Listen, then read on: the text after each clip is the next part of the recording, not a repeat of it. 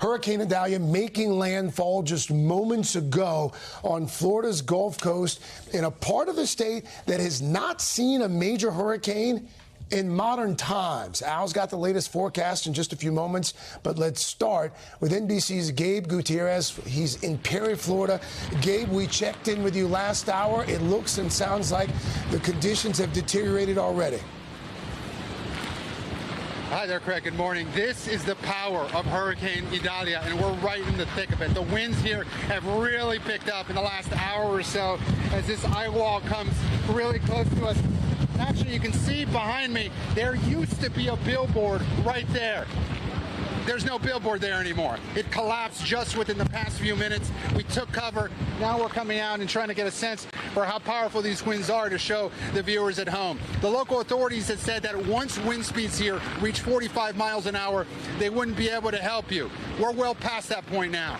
And at this point, tens of thousands of people are without power in this part of Florida. We actually just lost power in our hotel.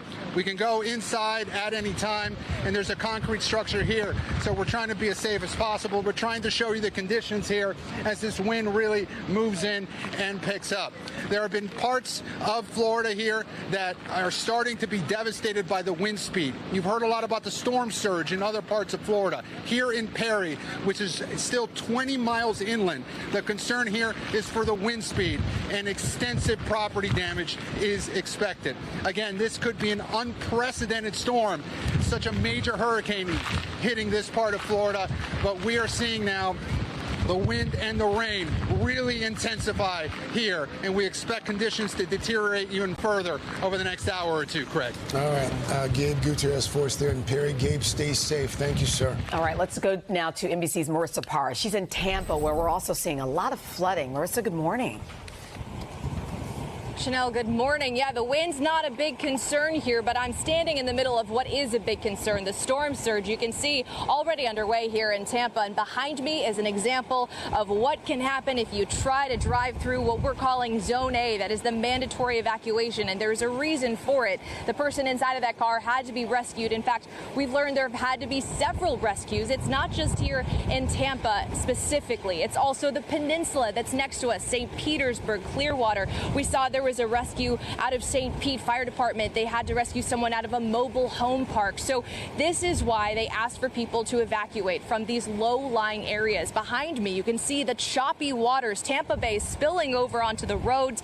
Just beyond that, Tampa General Hospital. That is on an island. It is the only level 1 trauma center in Tampa Bay. That is where the most serious of injuries go. And we know the water has been spilling over there. They have what's called an aqua fence that's supposed to protect them upwards of 15 feet of storm surge. But that is, of course, a big concern for these low-lying areas around us right now. And then I'll add this, Chanel. It's not just the storm surge. It's also the tornado risk that comes with the outer bands. Right now, we're getting a bit of a break, but we know that soon those bands will be coming back here, and this water is supposed to reach its peak in just a few hours around 2 p.m. So we're keeping a close eye on that, Chanel. My goodness, you stay safe as well. All right, thank you, Marissa.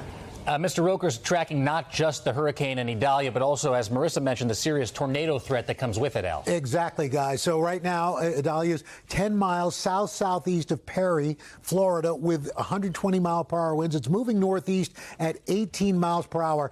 And right now, you can see 18 million people impacted by the hurricane storm warnings, which really extend all the way along. You can almost see the path of it through Charleston on into Wilmington, down into Fort Myers. Here's the interesting thing. This is where the eye of the storm is, over Keaton Beach. It's calm right now. Just to the north, that's where Perry is, that's where Gabe is, and that's where you're seeing the eye wall of the storm. But the eye of the storm right now over Keaton Beach, but 35-mile-per-hour winds in Brooksville, 58-mile-per-hour winds in Cedar Key, Tallahassee, 41 miles per hour. So this is going to come across southeastern Georgia on into Charleston as a tropical storm by tomorrow morning early, and then it exits off the coast. But in the meantime, we are looking at the storm surge that we are most worried about, 7 to 16 feet from just from the Big Bend there all the way down to Cedar Key, just north of Hudson.